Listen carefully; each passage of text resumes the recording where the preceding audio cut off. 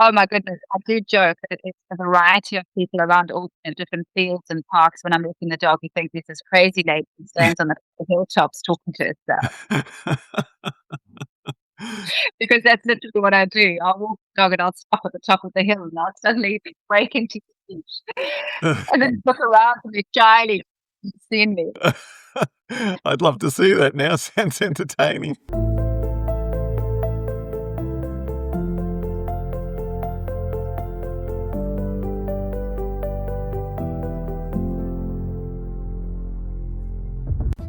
Hi, my name's Brendan O'Sullivan, a Toastmaster from Brisbane, Australia. Welcome to my Toastmasters World Tour podcast. Please join me as I travel virtually around the world and chat to Toastmasters from different countries and all walks of life. Let's explore.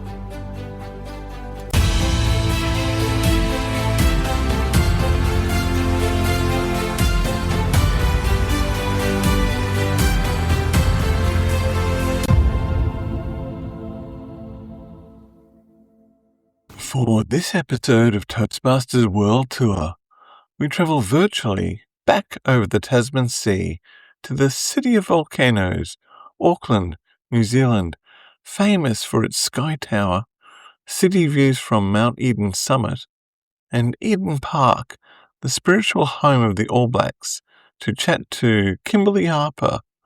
Kimberly is about to represent Region 12 on the world stage in the World Championship of Public Speaking in Vancouver this August. Tēnā koe, Kimberly. Welcome to the show. Thank you. Thanks for having me. You recently won the New Zealand North District 112 International Speech Contest. Congratulations. Thank you. Very exciting. Did you get in early and already have cheaper flights and accommodation booked in for Vancouver, thinking district will be a walk in the park? No, actually. So the order of competitions goes area, division, district. And then you don't go to Vancouver from the district, you go into the World Quarterfinals. And the World Quarterfinals is via video. Mm-hmm. They submit a professional video from the district competition. And then in June, the judges judge the quarterfinalists and choose 24 quarterfinalists to attend Vancouver. Right. So when did you find that result out? Last week. Which is about a month before the World Championships in Vancouver? Yes, it was actually 2 weeks ago tomorrow. So it would be 6 weeks before Vancouver. So you don't have much time. So yeah, I get back to my original question, because that doesn't give you a lot of time. As you were heading into districts, were you thinking, I may as well book the flights now, it's going to be a walk in the park? Absolutely not. It's very interesting because I'm sure most of us get to conferences for other work over the course of the years. And the one thing that struck me at the district conference in New Zealand for District 112 was the fact that not only the speakers were amazing, but every single person that presented on stage was such an eloquent speaker. Okay. When you're at your club level, you have a lot of different levels of speakers speaking every night. There'll be people that do what's called an icebreaker speech, which is your very first speech ever. Yep. And it's a very different level to an experienced Toastmasters speaker who's at district level. And in fact, I've made a decision that when I go to the Worlds, I'm not going to listen to the other speeches because it damages my confidence. Sure, I can imagine. How long have you been a Toastmaster for, Kimberly? I have only been with Toastmasters for a year and a half, actually. Oh my goodness, and already you're going off to the World Championship. I think I was always a person that enjoyed public speaking. Mm-hmm. And was by no means professional, but had over the course of my career, I had opportunities to speak. I also, in my 20s, I did 2 years of what's called the Meisner technique, which is an acting technique. Okay. So that was a really good segue into Toastmasters. I didn't start Toastmasters without any knowledge of stage or performance or speaking. I used Toastmasters to become more professional and to brush up on my skills. That was my goal. I see. And was this your first time in a district competition? Yes, it was. Wow, that's amazing. How long had you been working on this particular speech that you did at district? Like I mentioned, when you go to district, you have to win several other competitions.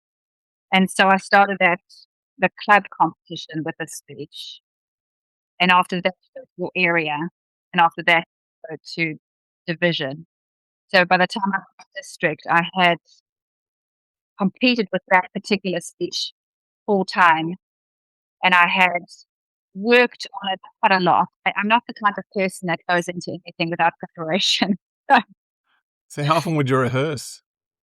Oh my goodness, I do joke that it's a variety of people around all in different fields and parks. When I'm walking the dog, you think there's this crazy lady who stands on the hilltops talking to herself.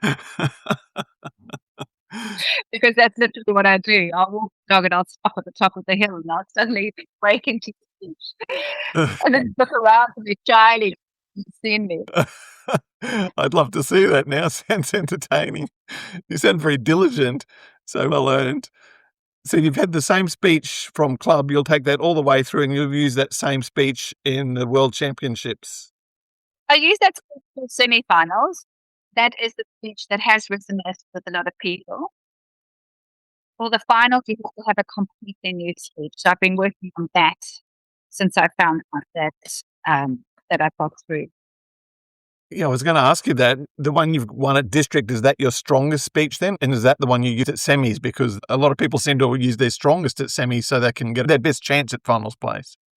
Well, the rules say you can't use any speech you've done before in the finals.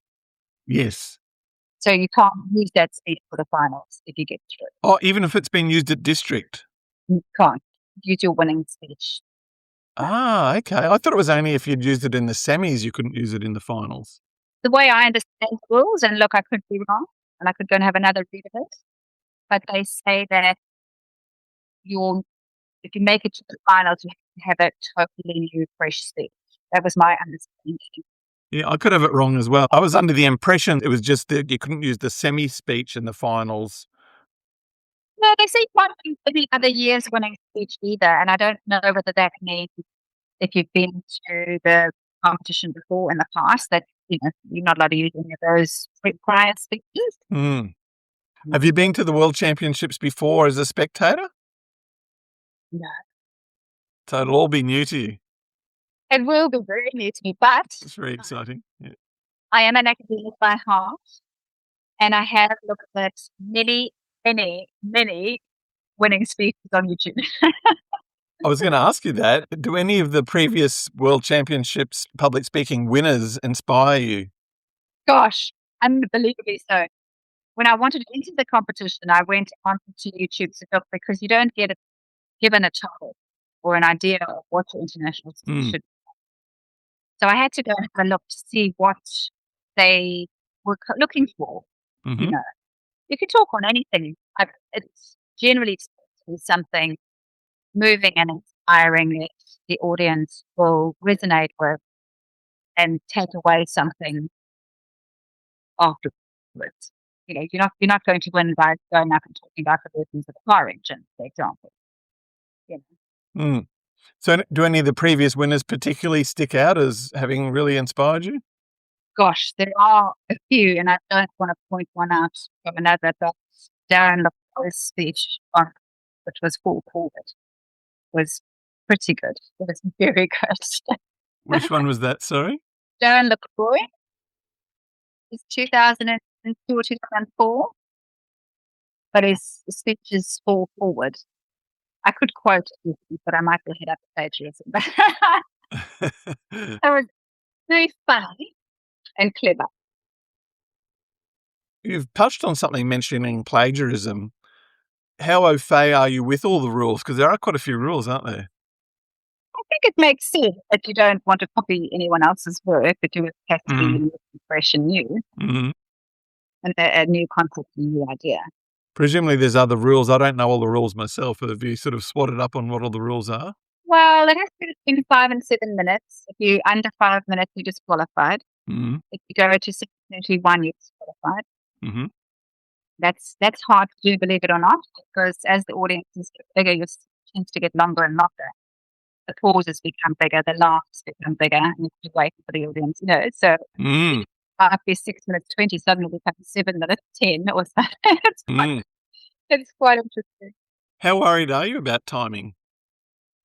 Oh, enough to be concerned, but they do have a light with yellow, so Mm. green, orange, red, or green, yellow, red. So at 6 minutes, you get the green. Mm. At 6:30, you get the, or is it 5 minutes? I'll have to, but they do switch the light on. So you know when you're at red, you're at 7 minutes, you've got 30 seconds to wind down. Do you have an abort plan? Like, I'm going over time here. I better, like, a way to sort of cut it down in the. I don't, but it was interesting because at the district, apparently my time was 7:22. Oh, that's cutting it fine. Very much so. And it had never been over 7 minutes in all the other times I've been on stage. So Now, look, I don't know how these things work exactly, and I certainly wouldn't want to jeopardize either of your speeches, but can you share anything about your winning speech at district and also what your plan is for your other speech? yes, my family has been through a bit of strife over the last 3 years. Both my dad and my sister were diagnosed with multiple myeloma, Mm. 18 months apart, which is a form of blood cancer. Mm. And my speech doesn't, they're still alive, Okay, firstly, very good. Okay, which allows me to talk about it in a positive manner. sure. But my speech relates that time of my life. I live closest to the hospital and how we were there trying to protect for my father. Uh-huh. So anyway, I probably will not say too much more, but Sure. No, I understand that. Don't say anything you're not comfortable to say. I wouldn't want to jeopardize anything. yeah, it's a real life story that is true probably to most of our hearts. If you had loved ones who you sort of worry about and Mm. Sure. Relatable. Yeah. not say too much afterwards, I guess. Sure. That's the speech you've already used at district. Yeah. Or have you got thoughts on the other speech that you can share? Ah, no. I'm Fair enough. not really the cat out of the bag with that. Fair enough. Okay, good. Well, we all like a surprise. It's like not finding out the sex of the baby before it's born. Yeah, so, Nice to have a surprise sometimes. That's fair enough. now you sort of have to get through to the final and I don't going to hear it. Are any of your family going to accompany you? Unfortunately, it's really too far away. Yeah. It's from New Zealand. And, I've got 2 daughters. One is 21, she's at uni. The other daughter is 7 and she's at school, and it's right slap bang in the middle of the school term. Mhm. So it makes it hard Yeah. to have anyone come. My parents are a bit old now. My dad's 81, 82. My mom's sort of heading on to 82. Talking about the distance, there's also time zones to travel. So are you worried about jet lag, and how far ahead of the competition do you arrive? I've got a solution. Oh, coffee. Oh, coffee. Okay, fair enough. An oldie but a goodie. Yeah. They are 19 hours behind us. So right now it would be 6 hours ahead the day before. So 10 p.m. Yeah. 10 p.m. on Monday for New Zealand. Okay. Kimberly, do you have a coach? I have a lot of good people in my club. Mm-hmm. I have had a lot of help from Peter Chatteris, who's a local speaker. He's been very sweet and very lovely. So not formally coached, but certainly helped. Since you've won at district, has anyone reached out to you in a coaching offer? Yes, I mean, it, there's a couple of people from overseas who have reached out. Some are paid coaches, Mm-hmm. and others are. There was one previous placer who said they wanted to join Coached by Champions, but unfortunately with my commitments to my daughter in Mm. school and sport and things like that, that time frame didn't work for us. It was like 2 to 4 on a Wednesday, so I couldn't join that one. If it had worked out logistically wise, would you have taken on a coach? Well, as I said, I do have help from local Toastmasters and speakers. Okay. How much has your speech morphed from when you first delivered it at club level?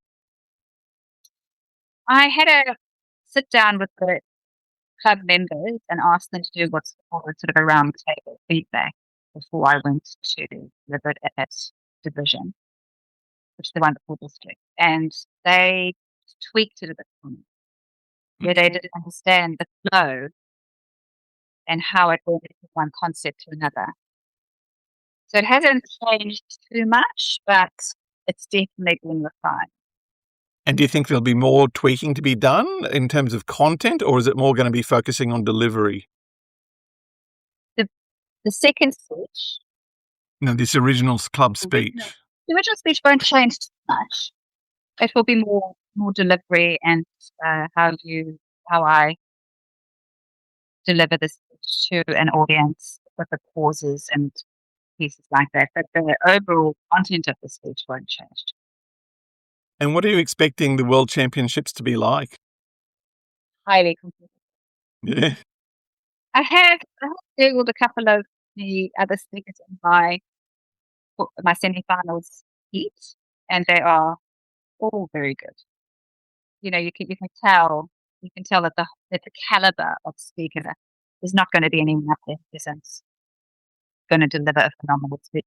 It'll come down to the criteria what they do the speech on. There's a whole 4-day convention around the championships. Are you going to go to all the other sessions? I don't think we'll have much time. They've got quite a few scheduled sessions for us. The only day that we have free would be the Wednesday. Mm-hmm. The Thursday is our competition, so probably won't go to the Wednesday because I will be practicing. You won't be out partying beforehand thinking, I'm in Vancouver. Focused. Well, we've got one chance. Yes, exactly. One shot. Good on you. I think that's great. Yeah. You know, I'm a very competitive person. Yes, well, that's great. That's why you've got so far. The reason you got so far. I will go in prepared because I'm not going to go all that way and not be prepared. Can you go all the way and win the whole competition? Well, that's the dream. Yeah, good. We all go with the same dream. Yes. Do you have any other thoughts you'd like to share with us today, Kimberly? I think that Toastmasters is an amazing opportunity for any person out there. You don't have to be a professional speaker to join. I've seen speakers in my own club go from very, very raw speakers to gaining confidence within a period of months. And I just think it's an amazing opportunity for anyone at a very small cost to improve your speaking skills, your presentation skills, how you communicate. We have speakers in our club who come to the club to learn a new language. Mm. So they might be Indian, Chinese, Korean, South American, Brazilian, and they come and speak in front of a crowd in English, which is the second language, which is, I always say that you speak English way better than I speak all language. Exactly. So great opportunity. People join for a number of different reasons, not purely for competition. Yeah. Well, thank you so much for joining the show today, Kimberly. It's been an absolute pleasure and an honour. And I wish you the very best of luck in Vancouver, and I hope to hear more from you. Thank you. And look, if I am lucky enough to win, I expect a call from Yes, yes, okay, let's do that. We'll have a follow-up interview. Yeah.